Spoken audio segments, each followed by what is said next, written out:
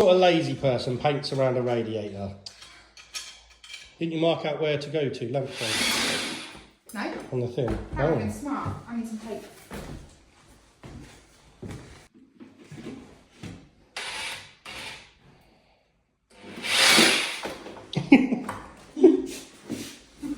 It's already good enough. I won't go all the way in just yet.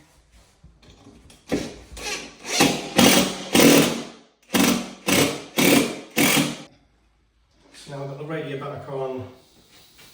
We're just going to bleed all the air out of it. It's warm, yeah? So it's getting warm. I can feel it now, it's getting warm there and there. And then we just want to make sure that the valves remain dry and we've got no little minor leaks.